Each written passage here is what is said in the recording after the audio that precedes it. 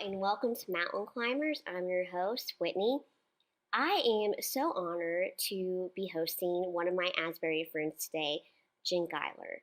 So, after Jen married her husband, Cody, they wanted to start a family. They really believed that God had called them to be parents and promised them a child someday. But the road to parenthood was not an easy one for them, and it was a mountain they had to climb they never thought they would have to climb. So, if that's you today, if you really believe that you're supposed to have a child, God has promised that to you, but it hasn't happened yet, then this is the episode for you.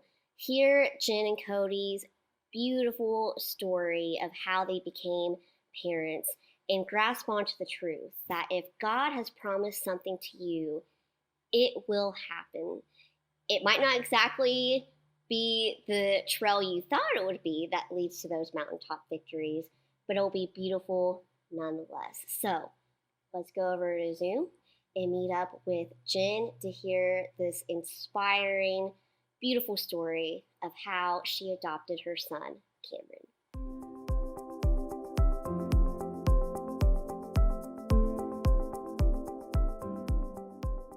Hey, Jen, welcome to Mountain Climbers. Thank you. I'm glad to be here. I am so excited to have you on here. I just interviewed someone from Asbury yesterday, so it's kind of like Asbury week for me. Yeah. So that's always fun to reminisce about the good old days. But I can't thank you enough for coming on Mountain Climbers and sharing your story. It has a beautiful ending, but I know the beginning is very tough and might be difficult to remember some things of this journey. So I can't tell you how much I appreciate it, but I really think that it's going to give people hope. And, couples who are facing a similar mountain as you and your husband, Cody, did, I think it's just hopefully going to allow them maybe to start the process of healing, which will be a wonderful thing. So, as I said, your husband's Cody, and I kind of want to set the scene here a bit. I'd love for you to share how you two met, began dating, and when you got married. Sure. So we met at Asbury the first night of college. So we were 18, and we were best friends through the first year there. And then we started dating our sophomore year. So we had known each other for about a year, good friends, and then started dating our sophomore year. We dated all the way through college then. So sophomore, junior, senior year, we were dating, and then ended up moving to DC and started some jobs in DC together, and then got engaged in November after we graduated, and then we were married the following July. So July 2014, we got married.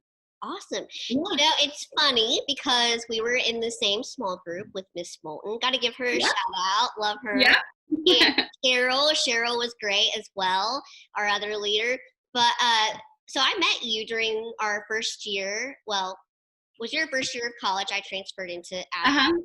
And I remember you talking about Cody, and you swore up and down, nothing is going to happen. We are. Right. Oh, yeah. I was definitely not telling the truth then. I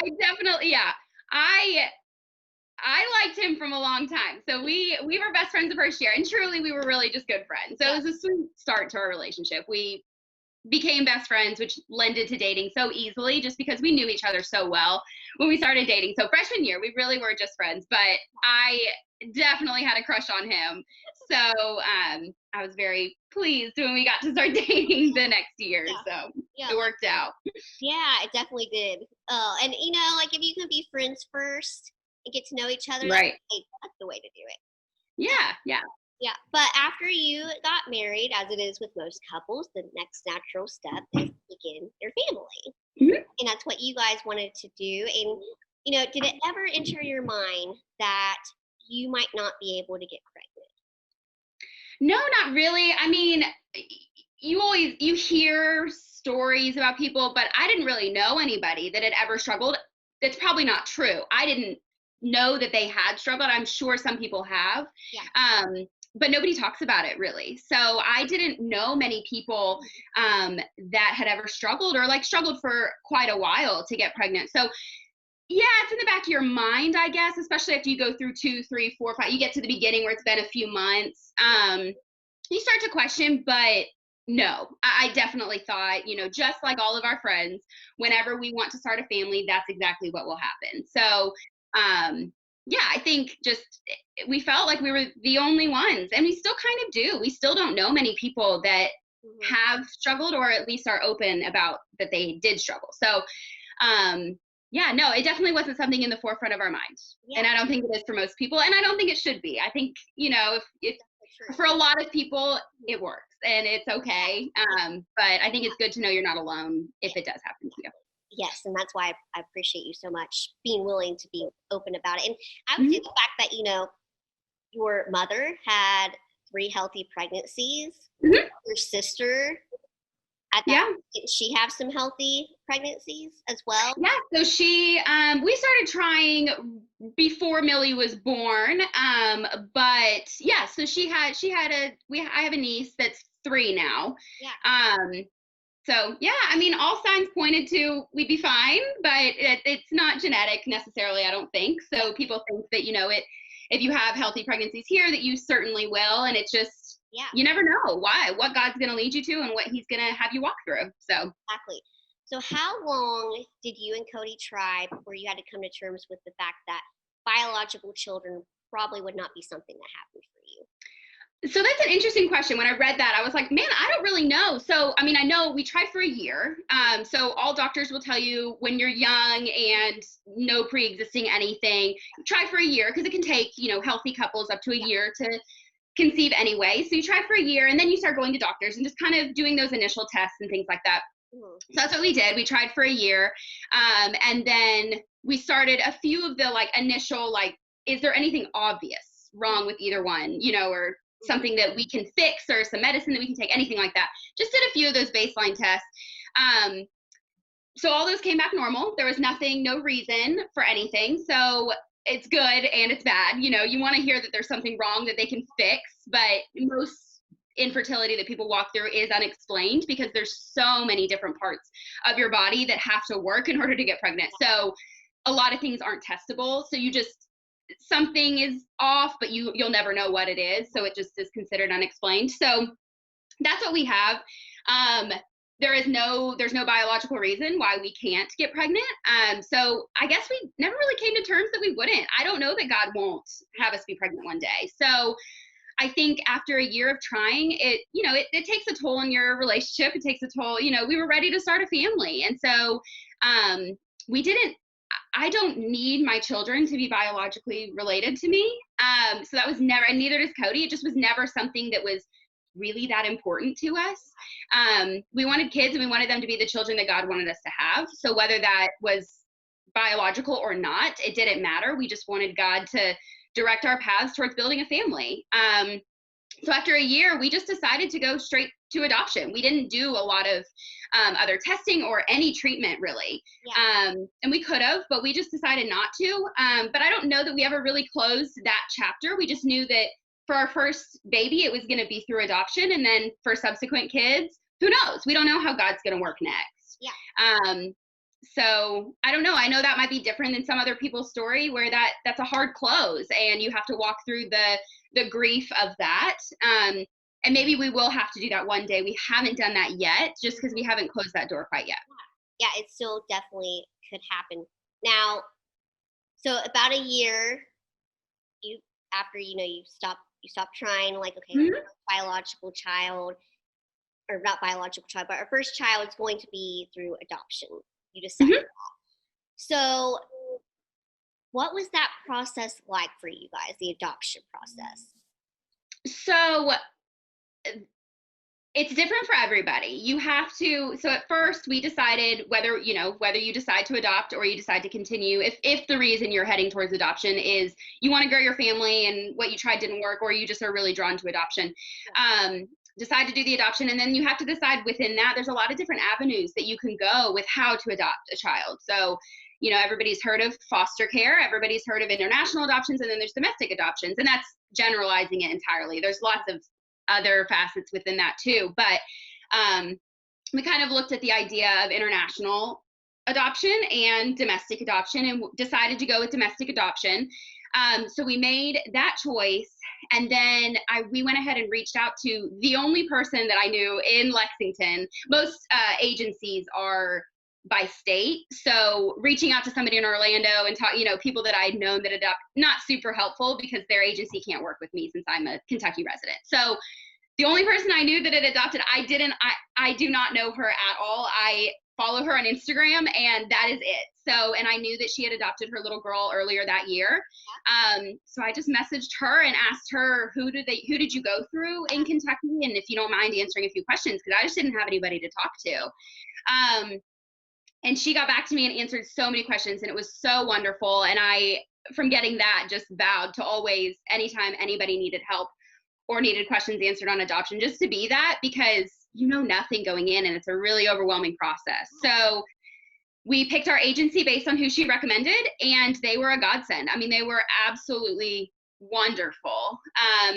The agency then walked us through the home study process, which is the first one, just making sure that you have a home available for a child, that your finances are in order, questions that are a little bit frustrating to answer because, you think about all the people that have biological children that don't answer those questions, but you gotta let it go. They're doing the best they can just to keep kids safe. So looked at our home, talked to us, talked about our past and everything that led us to this point. Did our home study through them, and then you're just awaiting families. So then you just await a match and then hopefully finalization and placement. So that's kind of the bullet point adoption process, and how it worked for us at least. Yeah, well, that's great, especially for, someone who is to that point where they want to adopt. It kind of gives you an idea of how to start. But I kind of want to go back to, when you understood or realized, okay, our first child, we're gonna have to go through, adoption after a year of trying to the point where, you started the adoption process. What I just can't imagine this. I bet there were so many emotions and feelings you had to process. Yeah. Can you share some of those? I think the biggest one was just this sense of relief. So we've been going through hurdle after hurdle after hurdle, and all we wanted to do was start our family. So, you think it's just something that you're going to start one day and walk into the next phase of life. But we were just at this crossroads where we wanted so badly to move into that next phase of life, and everything was telling us that that wasn't going to be an option for us. So I think once we decided and opened our hearts towards adoption, it just was this big sense of relief of feeling like we were progressing towards what we knew God was asking of us and what God was calling us to. We knew that we were going to be parents, and we knew that He had promised that to us. So stepping out in that was just such a sense of relief of knowing, okay, we're no longer just doing the same thing over and over and over again, with no result. Now we're doing something different and something new. And it just gave a really renewed sense of hope to a situation that it felt pretty hopeless for a long time. And I know other people try for a lot longer than a year. So it gets really depressing, to kind of walk through that over and over again and have that be so negative every month. And then just deciding that adoption was the right thing for us. I think the biggest thing we felt was just hope for the first time in a long time, and a lot of relief that we were doing something different. Yeah. I bet it breathed just new life. Yeah, it really did. Yeah, that's great. And, one thing I'm curious about when you did, get the green light, they did all they needed to do, the adoption agency, to make sure you were legit. Right. Did they ever approach you about a child to possibly adopt, but those doors did not open? Yeah, so the way our agency works is a little bit different than what you see on movies or anything like that. So we were approved through our agency, and then our agency actually got a lot of situations from all over the country from other agencies. So they would say, hey, we have an expectant mom, she's due this time, this is the cost of it, this is what they're looking for, and they would send that information to our agency. Mm. So then our agency had it was called I think it was like a Google list serve of some sort that we would then just get emails about all the time of just different situations that were available. They'd be in Arizona, or they'd be in California, or they'd be, anywhere. So Pennsylvania was one, Kentucky, all over. Yeah. So we would see those, and then you just look at them and decide whether you think you're a good fit. So most agencies decide for you. So they look at your criteria and they look at the expectant parents criteria. And if you guys line up, then they decide to match you, as opposed to we had the control over which ones we presented to, which we really appreciated. And it felt like we weren't waiting so long with no progress, because other agencies, you don't hear when they are talking to expectant parents about you. You just hear if the expectant parent chooses you. So there's a lot of lag time. Yeah. So we didn't have that, which was very helpful for my type A personality that always feels like I need to be doing something. Yeah. So that really helped me. So yeah, we presented to several. We matched, actually.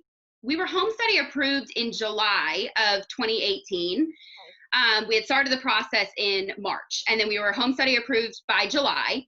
And then we matched with an expectant mom in August. So very quickly after we matched, or after we were approved, we matched with an expectant mom. So she was due the following February. So she was pretty early in her pregnancy.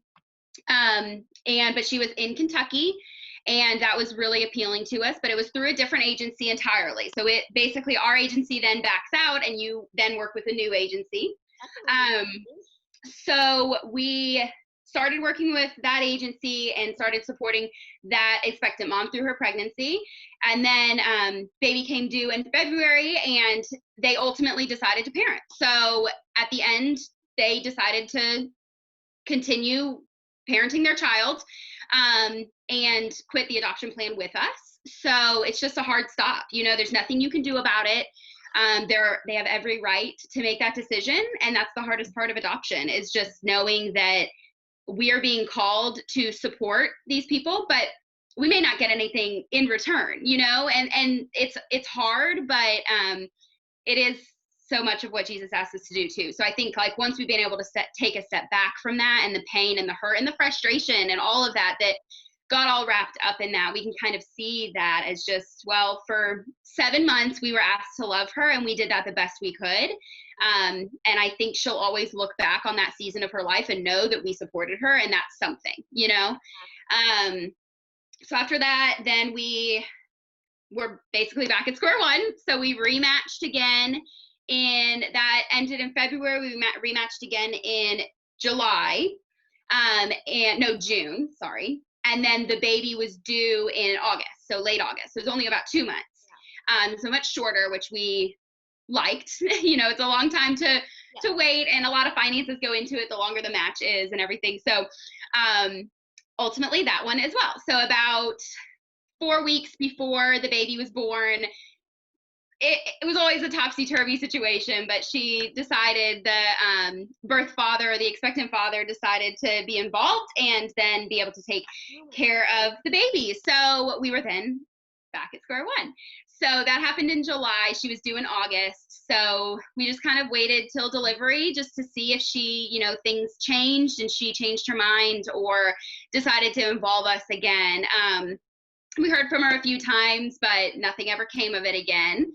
So then that's the end of that question. I forgot. You're going to ask me later. So yeah, so we did. We lost, we fell in love with these babies, and we really did. We lost who we thought was going to be our children. And it was a really hard season because there's nothing you can do about that. And it's kind of a funny situation. Those babies are still here.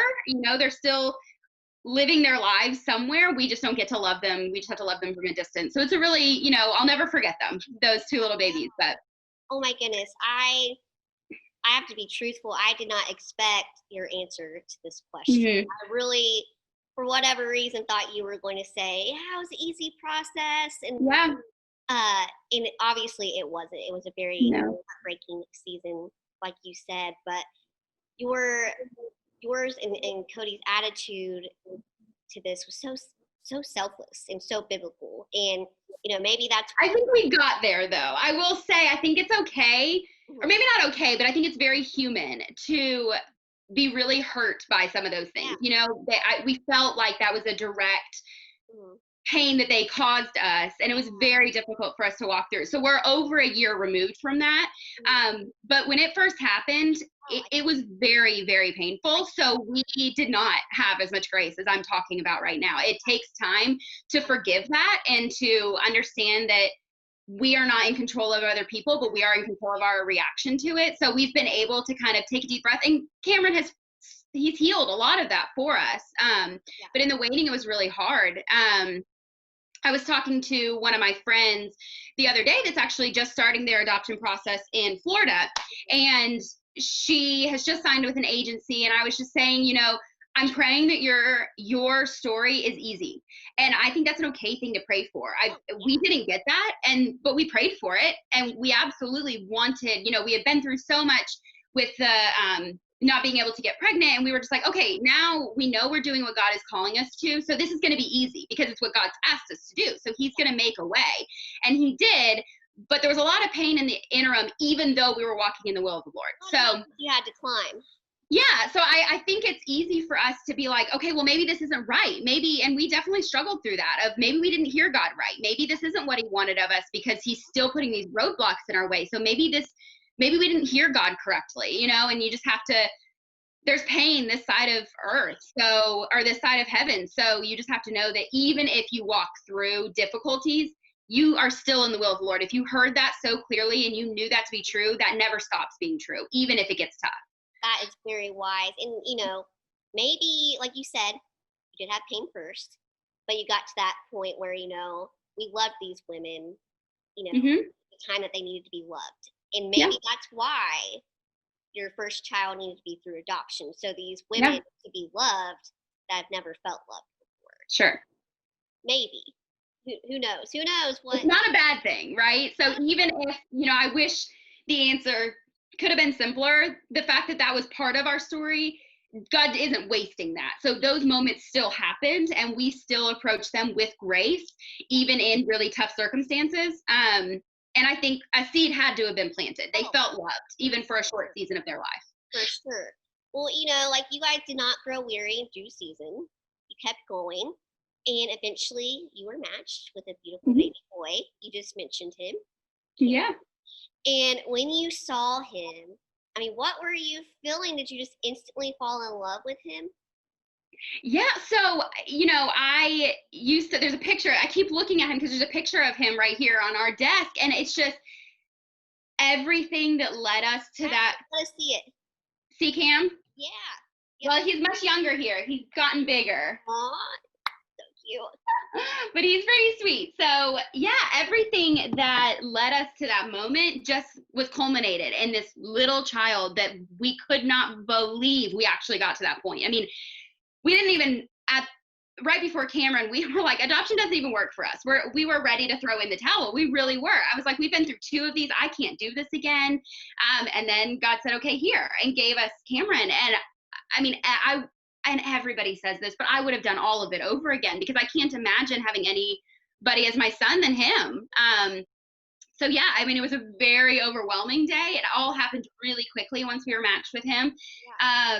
So it was very overwhelming. So I feel, and I think I had my guard up for a lot of it just because you still don't know, even after the baby's born, things can happen. So we still didn't know that it was all going to work out. But I remember Cody, so lots of people were at the hospital. We had social workers there. We had, the expectant family. They had a bunch of people there. A few people from our family were there. Yeah. So it was a very overwhelming day, just a lot of people. And everybody just loving on each other and loving on him. I mean, it was a really sweet, sweet, sweet day, but very overwhelming. So I remember the hospital gave us a room that night, which we weren't guaranteed, but it was really nice that we were able to stay at the hospital and not have to leave. And he got to stay in our room with us, and things like that. And I just remember after everybody left and it was just Cody and I and Cam just losing it, just being like, finally, it's just us. And I don't have to like put all these guards. It's just amazing. I'll never forget that moment. I remember exactly where he was when I first saw him. It's different than a lot of people's birth stories, but Yeah, I remember just seeing him right over there being weighed, and I just couldn't believe that he was here and he was perfect and he was mine. It was just amazing. What a beautiful picture. And I cannot imagine the day in that courtroom when everything became official and he officially became Cameron Guiler. Hmm. Was that day surreal? I mean, what were you feeling?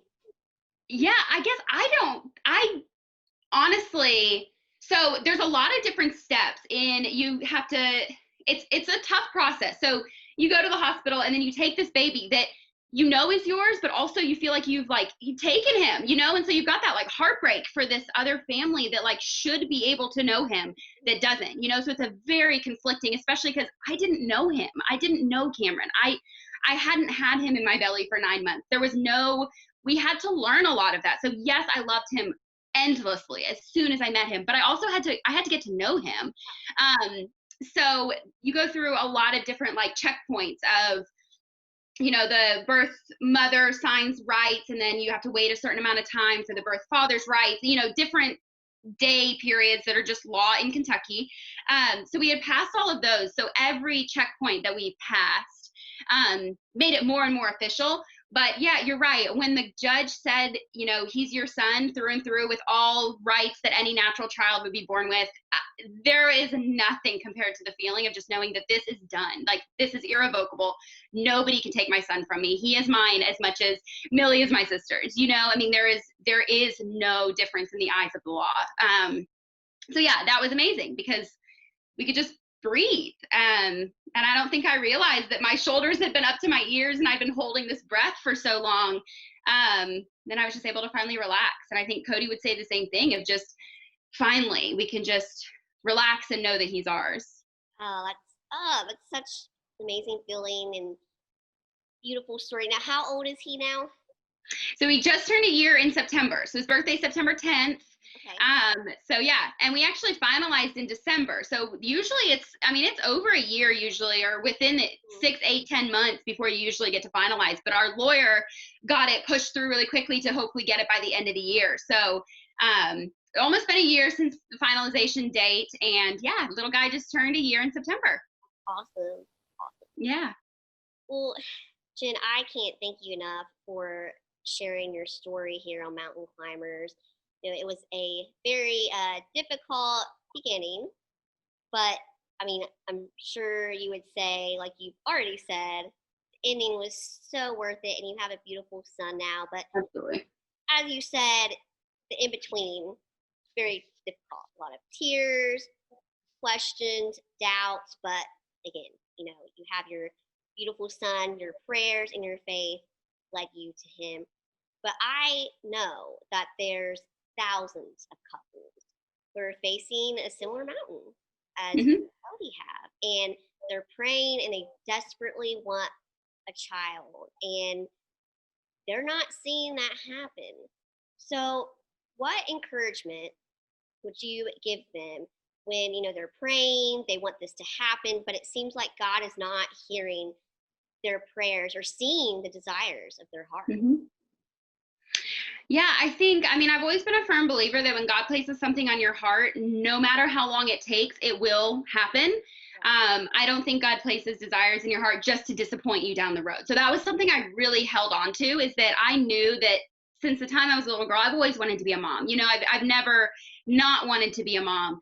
And same with Cody. He's always wanted to be a dad. It's just been something that God has just like placed on our hearts since we were little, and with a lot of people, you want to raise a family. That's a very common goal or dream that people have. So I believe that like when God places that on your heart, he's not going to place it there to be cruel, and to then not fulfill that desire. So there's lots of different ways to grow a family, and no way is better than the other.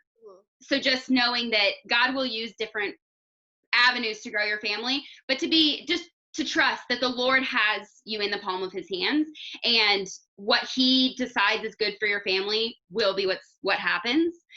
So just trusting that he's not going to leave you, even though the journey might be absolutely nothing you hoped for, I would never have asked for this journey. It was hard and it was painful.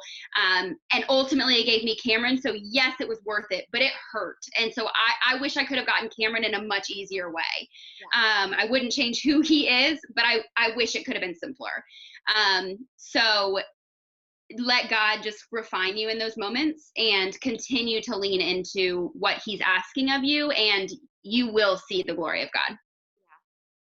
That is so wise. And, if people can listen to what you just said and grasp what you said, then, they will get to those mountaintop victories. Mhm. And, I said this in the beginning, but I truly believe that your story is going to sow seeds, and it's going to hopefully allow people facing similar mountains to, start that process of healing and, look to the future. But, the biggest thing that your story shows that I love the most is this truth. When your strength comes from the right source, there's not a mountain you can't climb.